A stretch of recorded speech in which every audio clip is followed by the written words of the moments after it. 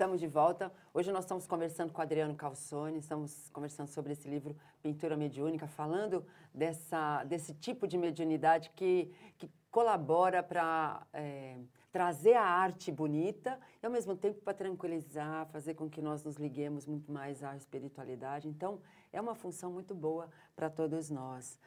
Bom, Adriano, você também fez uma viagem de pesquisa, também por conta desse trabalho de pintura mediúnica, exatamente, não é isso? Do livro, né? Do livro. Isso mesmo. Você foi para a Alemanha, conta para nós.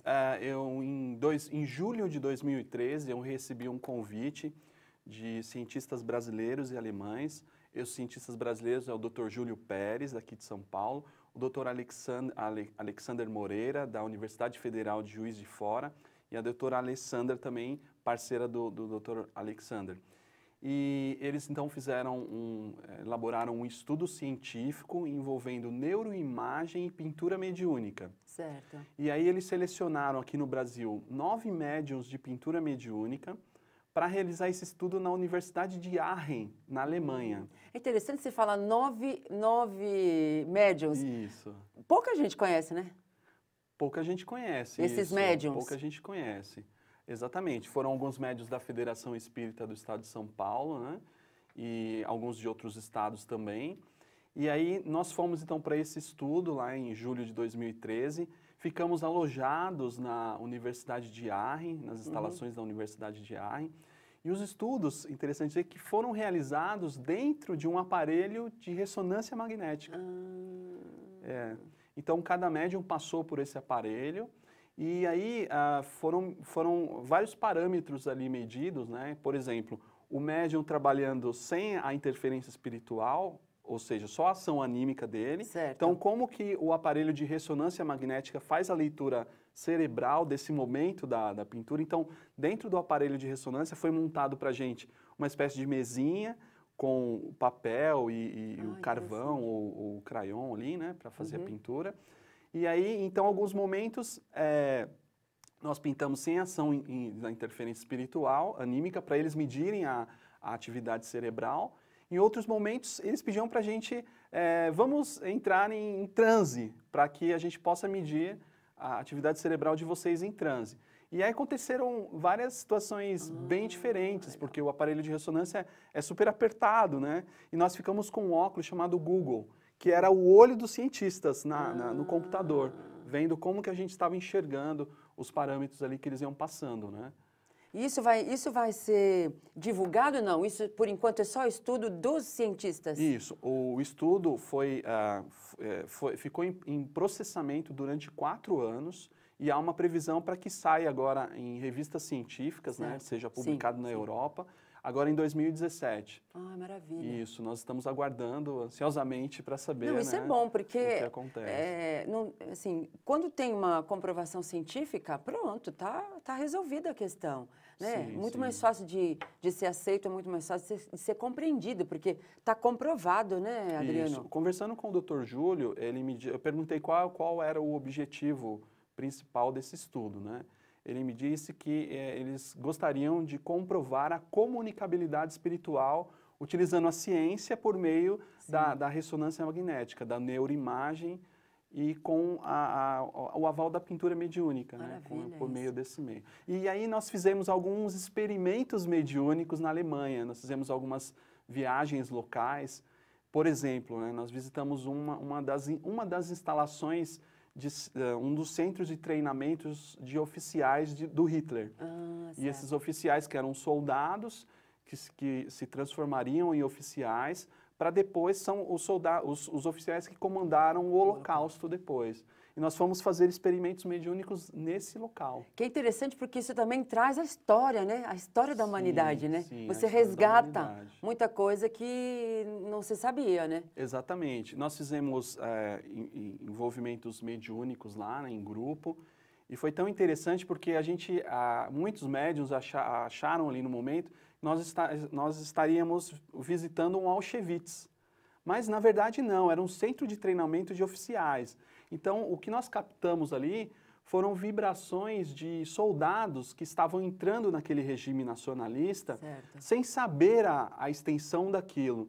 E muitos foram descobrindo no decorrer dos treinamentos que estavam numa roubada, vamos dizer assim. Pois é. E então nós captamos muitas vibrações, muitas paisagens psíquicas ali de soldados que estavam entrando naquele regime para melhorar suas famílias, né? Como uma esperança nacionalista, que foram enganados, né? Muitos foram enganados, a população foi enganada, a população alemã foi enganada. Então eles estavam entrando ali naquele regime sem saber o que estava por trás, a ideologia nazista por trás daquilo.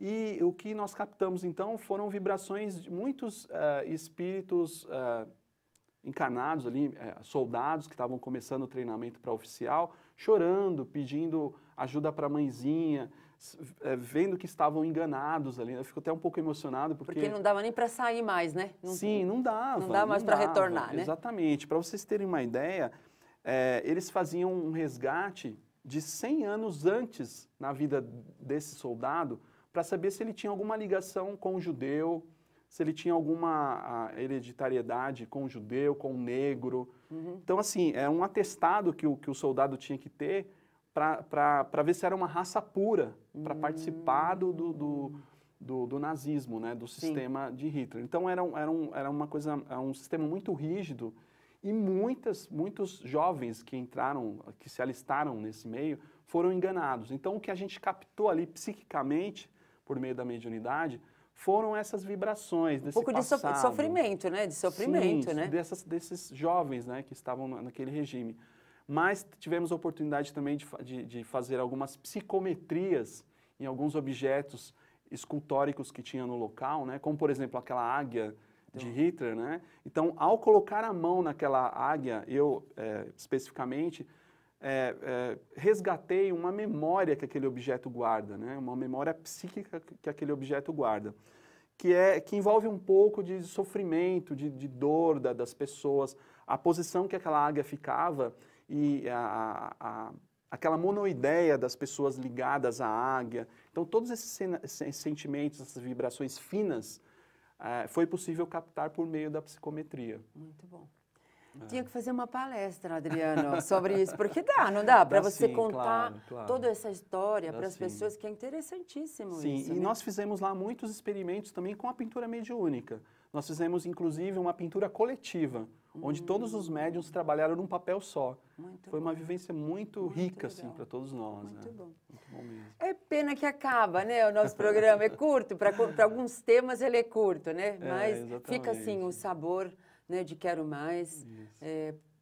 Talvez, assim, a gente precisa convidar você para fazer palestra, né? Não só esse programa que é um tempo curto, né? Claro. Mas agradecer muito você, Adriano, por essas informações.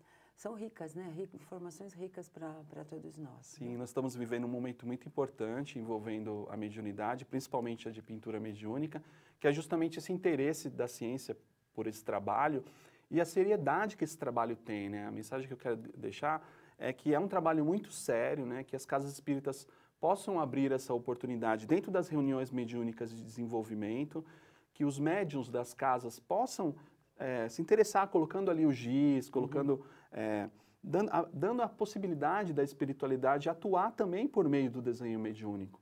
Então, há necessidade dos dirigentes das casas espíritas repensar esse trabalho com mais carinho, porque ele está aí, existem médiuns sérios trabalhando, né? E é possível, sim, o desenvolvimento dessa mediunidade dentro das casas espíritas. Muito bom. Muito obrigada. Muito obrigado. E se você quiser nos escrever, repensar@tvmundomaior.com.br. Se quiser assistir este ou outro programa, acesse youtube.com/tvmundomaior ou facebook.com/tvmundomaior. Nós nos encontramos no próximo programa. Até lá.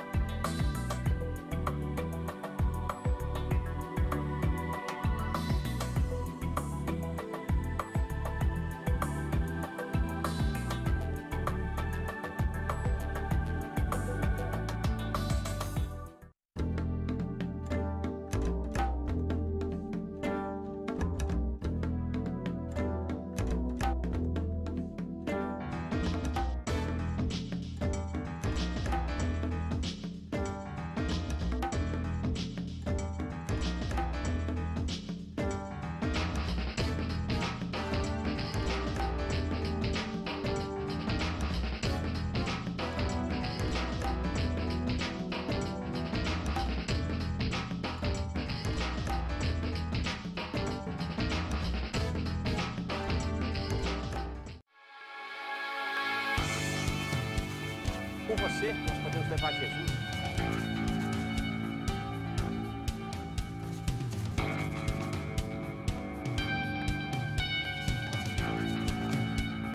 Invista neste canal.